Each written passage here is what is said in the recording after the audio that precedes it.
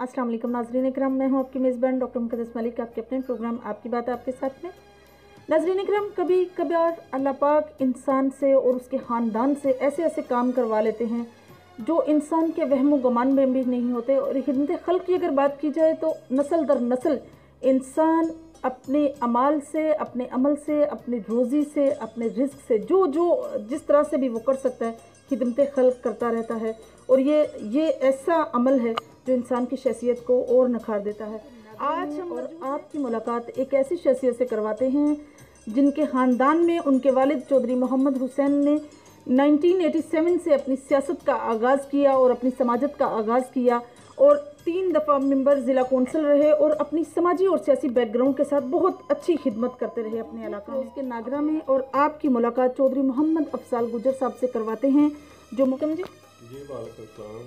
कैसे हैं आप चौधरी साहब? हाँ जी, अल्लाह ताला का शुक्र है। सही सर, माशाल्लाह से आपके ख़ानदान का अगर बैकग्राउंड देखा जाए तो सियासी भी है, समाजी भी है, डेरेदार भी हैं, कल्चरल भी हैं, जैसा हमारे पंजाब का कल्चर है। आप मुझे ये बताइए कि आपका बाकायदा सियासत में इंटरेस्ट कब से हुआ आपको? मैडम, पहली बात तो ये है कि आपको आपकी पूरी टीम और GM न्यूज़ की जानब से मैं आपको अपने डेरे पे आने पे वेलकम करता हूँ। जी जी, थैंक यू। सियासत के हवाले से बात यह है कि हमारे वालिद साहब चौधरी मोहम्मद हुसैन मरहूम, उन्होंने 87 से अपनी कामयाब सियासत का आगाज़ किया था। उसके बाद वो 3 दफ़ा मेंबर ज़िला कौंसिल मुंतखब हुए। जी जी। उसके बाद चाचा जी चौधरी अब्दुल गफूर साहब, वो 1 दफ़ा चेयरमैन यूनियन कौंसिल आदम के नागरा मुंतखब हुए। उसके बाद बुज़ुर्ग जब फौत हो गए हैं 2012 में, उसके बाद अल्लाह ताला ने ये इज़्ज़त हमारे हिस्से में लाई और हम इंशाल्लाह अपना 2015 दिसंबर में चेयरमैन यूनियन कौंसिल आदम के नागरा मुंतखब हुए। सर, आप डेरेदारी तो कल्चर है और पंजाब का मैं समझती हूँ कि फ़न भी है जी, क्योंकि यहाँ की जितनी भी आवाम है उनके अंदर ये शौक़ है डेरेदारी बनाने का। सर, आप मुमताज़ बिजनेसमैन भी हैं। सियासी और समाजी खिदमात में अगर देखा जाए तो आपने चौधरी हामिद जाहिद की बहुत दफ़ा कंपेन की है। सर, आपको क्या लगता है कि कंपेन के ड्यूरेशन में जो उन्होंने आपकी आवाम के साथ वादे किए थे वो पूरे किए? मैडम, जो जाहिद अहमद साहब हमारे साबका MNA थे, इस टाइम उनके बेटे अली जाहिद MNA हमारे NA-74 के।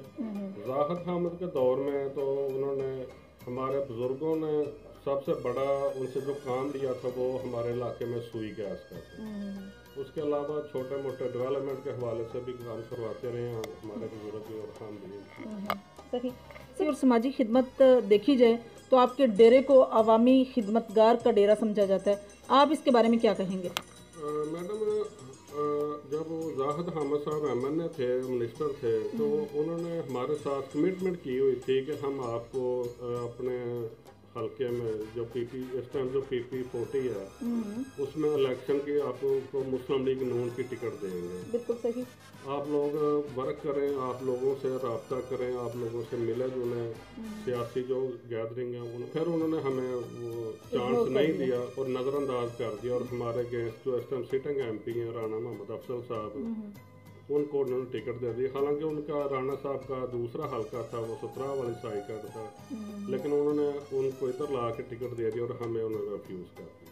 सर, आपके ख़ानदान के बारे में और स्पेशली चौधरी मोहम्मद हुसैन साहब के बारे में ये कहा जाता है कि उन्होंने कैंपेन के ड्यूरेशन में बहुत साथ दिया, जहाँ तक उनसे हो सका, जहाँ माली मदद की ज़रूरत पड़ी वहाँ अपनी टीम को, अपने हल्का को बरकरार रखने के लिए उन्होंने हर तरह की सपोर्ट की है। इसके बावजूद राना अफसल साहब को आगे लेकर आना, आपको क्या लगता है कि ये जाहिद साहब का कैसा एक अमल था? आप इसके बारे में क्या कहेंगे? बस हमारे बुजुर्गों ने पहली दफ़ा जब ये इलेक्शन में जाहिद अहमद साहब हमारे हल्का में आए हैं, दाखिली की तरफ से आए हैं, उनको वेलकम किया, उनका इलेक्शन लड़ा और अपने पूरी दिन रात मेहनत करके अपने इलाके में और अपनी तहसील में जितना भी मुमकिन हो सकता था दिन रात उन्होंने मेहनत की और उनको वोट भी लेके दिया और ख़ुद भी उनका साथ दिया। उनके बाद जब दोबारा इलेक्शन आया 2013 में, इनको नून लीग का टिकट मिला, फिर भी बुजुर्गों ने हमारे बुजुर्गों ने इनका भरपूर साथ दिया। उसके बाद 2018 में जब इलेक्शन आया तो उसके बाद फिर वो जब उन्होंने टिकट हमें नहीं दिया, हमें वादा करने के बावजूद हमें टिकट नहीं दिया। इसी हल्का से NA-74 से आपने चौधरी गुलाम अब्बास की ज़बरदस्त कैंपेन किया आपकी पूरी टीम ने, आपके इलाका में आपने अपने यूसी से लोगों को मोटिवेशन दी है और तब्दीली के नाम पर आपने वोट जो है वो चौधरी गुलाम अब्बास को किए हैं। क्या आप चौधरी हम जाहिद साहब से फेडअप थे या क्या ऐसी सूरत हाल थी कि आपने पीटीआई का जो है वो रिस्क लिया, समझ लें कि मतलब चूँकि आप नून लीग के प्लेटफॉर्म से मुसलसल आपके फादर आपके चचा इलेक्शन कंटेस्ट कर रहे थे?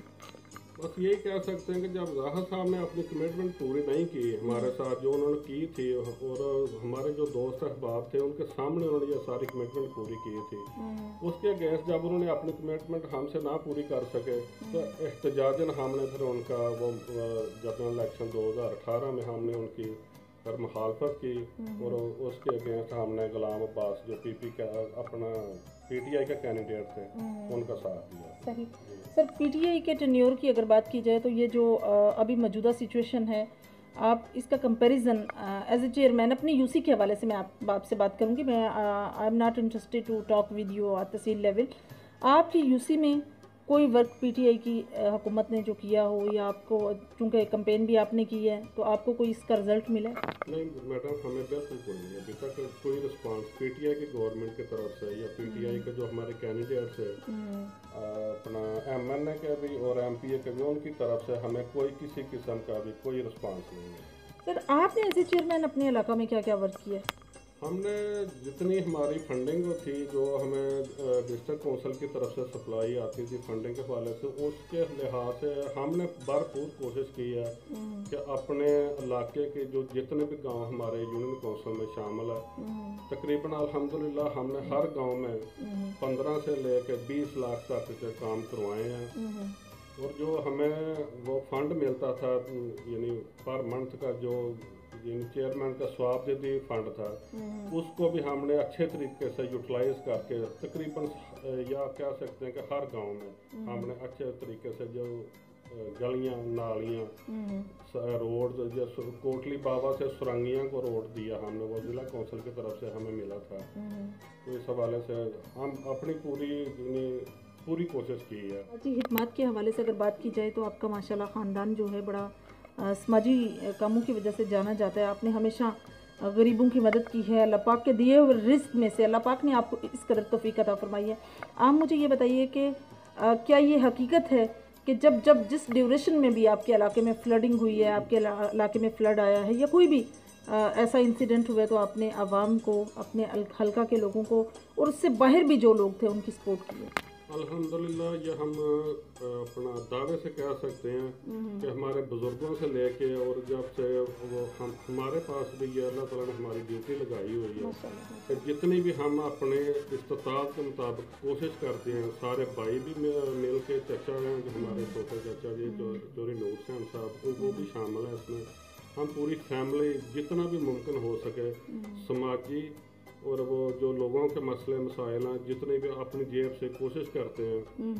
और एक ये भी बात है कि हम उसको ना ज़्यादा बात की जाए आपकी यूसी के आवाम की और यूथ की, तो आपने अपने इलाके में स्पोर्ट्समैनशिप को फ़रोग दिया है, और अगर दिया है तो सर आप अपने हल्का के लोगों में क्या मैसेज देंगे या किस तरह से आप समझते हैं कि आपने अपने इलाका में स्पोर्ट्समैनशिप का आगाज़ किया?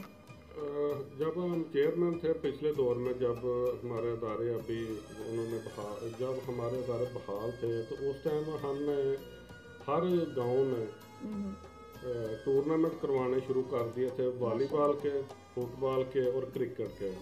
सुरंगियां गांव में करवाए, पड़ोपी नागरा में करवाए, आदम के नागरा में करवाए, इंटर यूसी लेवल पे भी और दूसरी यूसीज के भी मुकाबले हमने करवाए, उनको फ़रोग दिया था और बाकायदा उनको अच्छे इनामात से भी नवाजा था कि जो यूथ की है, जो हमारी जो न्यू जनरेशन है, वो इस तरफ ज़रा मोटिवेट कर सके ताकि वो अपना अच्छा मुस्तकबिल गुजार सके। चौधरी साहब, आपकी यूसी में ये भी बात कही जाती है कि आपके जो सेक्रेटरी थे आपके टेन्योर से पहले भी और आपके ड्यूरेशन में भी, वो बहुत ज़्यादा करप्शन करते थे और आवाम से बहुत ज़्यादा पैसे वसूल करते थे। तो आपने ऐसा कौन सा एक्शन लिया था जिस पर जो है वो सारा मामलात करप्शन जो है वो बेहतर हो गई थी और मामलात सेट हो गए थे? मैडम, जब इलेक्शन आया ना हमारा, तो हमें जो हमारे तल्लक वास्ते वाले लोग थे, जो हमारे दोस्त अहबाब थे, जो हमारे साथ इलेक्शन में चले थे, उन सब लोगों का हमसे सिर्फ एक ही मुतालबा था कि हमारी यूनियन कौंसिल का रिकॉर्ड है जो हमें उनको लेना पड़ता था, अपने birth certificate, death certificate, registered निकाह नामे वगैरह। हमारे इधर सेक्रेटरी था यूनियन कौंसिल में गुलरेज, वो हमारे साथ ही गांव करपालपुर उसका रहने वाला था। उसने हमारी यूनियन कौंसिल में इतनी ज़्यादा करप्शन की है कि एक डेथ सर्टिफिकेट का, एक बर्थ सर्टिफिकेट का 10-10 हज़ार, 15-15 हज़ार, 20-20 हज़ार, 50-50 हज़ार तक उसने वसूल किए। वो सबसे बड़ा हमारे इलेक्शन में जो हमें कोई मुतालबा नहीं था, हमारी आवाम ने इतना प्यार हमें किया हमारे बुज़ुर्गों के बाद कि उन्होंने कोई मुतालबा नहीं किया कि हमारी ये फ़लाँ गली बनाओगे तो फिर हम आपको वोट देंगे, फ़लाँ सड़क बनाओगे तो फिर वोट देंगे। किसी किस्म का मुतालबा नहीं, सिर्फ उनका एक मुतालबा था कि हमारी यूनियन कौंसिल के निज़ाम को इस सेक्रेटरी से महफूज किया जाए। जब अल्लाह ताला ने हमें ये इज़्ज़त बख्शी, उसके बाद हमने वो 1 साल का टर्न्योर था जब हमें इख्तियार नहीं मिले थे, उसी दौरान में भी हमने वो सेक्रेटरी को देखा, उसका रिकॉर्ड आप गाय बगाए दफ्तर हम जा सकते थे, क्योंकि बाज़ाब्ता हमारा नोटिफिकेशन अभी जारी नहीं हुआ था। बिल्कुल सही। हम कोशिश करते थे कि जिसकी शिकायत आती थी हम उसको कहते थे सेक्रेटरी को कि ये काम अच्छा नहीं है, अब आपने छोड़ दें इस काम को जो आप कर रहे हैं, लेकिन वो अपनी हरकतों से बाज नहीं आया। उसके बाद जब हमें जनवरी 2017 में हमें बाकायदा अख्तियारात मिले, हमने अपनी यूनियन कौंसिल का रिकॉर्ड चेक किया, उसको मोटिवेट देखा हमने जाके, तो सारा उसमें देखा इतनी ज़्यादा करप्शन उसने की हुई थी। फिर हमने वो उसका केस वो एंटी करप्शन में भी भेजा, उसको सस्पेंड करवाया, उसको बाकायदा सज़ा दिलवाई। वेरी गुड, ठीक है। उसके बाद अल्लाह का शुक्र है कि हमने अपना पूरा यूनियन कौंसिल के रिकॉर्ड को मेंटेन किया, सारे को कंप्यूटराइज करने की कोशिश की। लोगों को इस बात, हमारे जो मेंबर साहबान थे उनके ज़रिए और जो हमारे तल्लक वास्ते वाले दूसरे लोग थे, हमने उनको मोटिवेट किया कि आप लोग अपने बच्चों के अपना रजिस्ट्रेशन जो बर वक्त करवाएं, उनको लेट ना करें। जो शख्स फौत हो जाता है उसका यूनियन कौंसिल में रिकॉर्ड दर्ज करवाएं जाके, ताकि कल को आने वाले वक्त में कंप्यूटराइज रिकॉर्ड हासिल करने के लिए आपको किसी किस्म की करप्शन ना करनी। सही, बिल्कुल, बहुत बहुत अच्छी बात।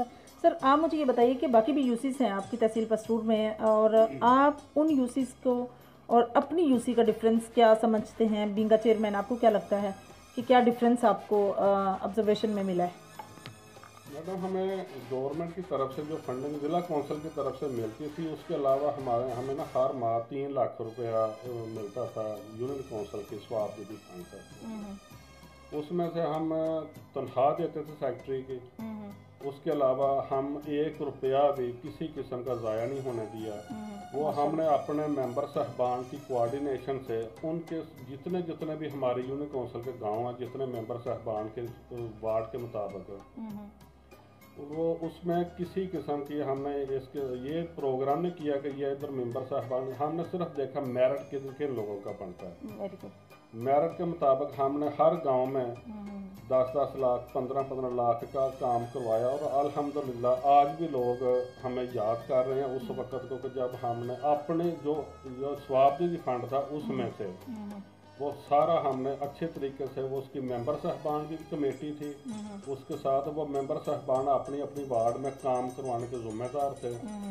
हमने जो कमेटी बनाई थी वो दिन रात उधर मेहनत करके हमने अच्छे तरीके से अपना मटीरियल वगैरह उनको ख़रीद करके दिया, और अच्छे म्यार के मुताबिक अपना उधर गलियाँ और नालियाँ और जो भी रोड्स वगैरह हमने बनवाए हैं। अल्हम्दुलिल्लाह हम मुतमईन हैं कि इंशाल्लाह हमने बिल्कुल अपनी यूनियन कौंसिल को दूसरे यूसीज के मुकाबले में हमारी यूनियन कौंसिल में डेवलपमेंट के हवाले से हमने बहुत आगे हैं। माशाअल्लाह। कैसे देखा जाए तो समाजी और सियासी खिदमात हैं आपकी, तो आप अपने हल्का की आवाम के लिए और अपनी यूसी के लिए क्या मैसेज कन्वे करना चाहेंगे? देखिए, अभी तो परसों फैसला आया, अभी इख्तियारात हमें दोबारा डिलीवर जब करते हैं तो इंशाल्लाह हम दफ्तर जाते हैं, अभी अपना देखेंगे जाके, पिछला रिकॉर्ड भी चेक करेंगे जाके, जो ये टर्न्योर जितना हमें इख्तियार हमारे ख़त्म किए गए थे, उसके बाद इंशाल्लाह हम दोबारा जो अपनी पिछली रवश है डेवलपमेंट के हवाले से और आवाम को आसानियाँ फराहम करने के हवाले से, यूथ फेस्टिवल के हवाले से, और दूसरे जो ये सफाई का हवाला ख़ास कर कि हमने अपने दौर में स्पेशल 15 दिन के नोटिस पे पूरी यूनियन कौंसिल के जितने भी ये अपना गंदगी के ढेर लगे हुए थे, पुराने भी लगे हुए थे, उनको उठा के दूसरी जगह पे जिधर वो तो खाली जगह देखी मुनासिब, हमने उधर उनको डंप आउट करवाया।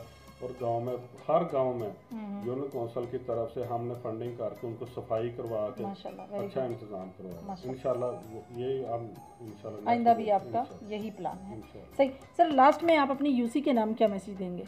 बस ये है कि इंशाल्लाह पहले भी हम लोगों ने पूरी कोशिश की है, दिन रात मेहनत करके अवाम को सहूलत देने के लिए यूनियन कौंसिल में किसी को दोबारा चक्कर ना लगवाने पड़े, बार बार चक्कर, या करप्शन के हवाले से, या दूसरा ये है कि अपना डेवलपमेंट के हवाले से जिसने भी हमें कहा, हमने इंशाल्लाह उसकी बात सुनी है, उसको सहूलत दी है।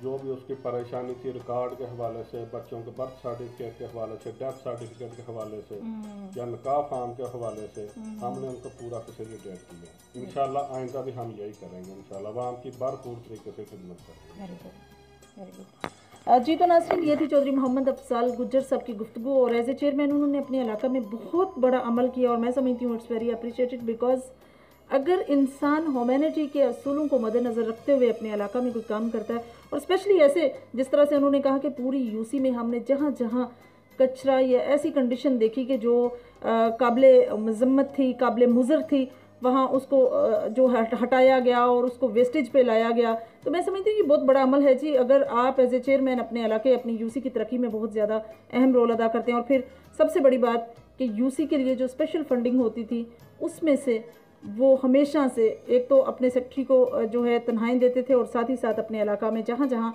मेंबर्स की मदद से वो समझते थे कि इस कंसिक्वेंसी में ज़रूरत है काम की, वहाँ काम करवाते थे, और करप्शन फ्री की अपनी यूसी की। तो आइंदा आने वाले इंतखाबात में भी उनके नेक इरादे हैं, अल्लाह पाक उनकी मदद फरमाए। ऑब्वियसली जो भी इंसान अपने इलाका में पॉजिटिव काम करता है, अल्लाह पाक उसकी मदद फरमाए, हमारी दुआएं उसके साथ हैं। इंशाल्लाह मेरी और आपकी मुलाकात होगी फिर किसी नए प्रोग्राम में, तब तक के लिए इजाज़त चाहती हूँ। अल्लाह हाफिज़।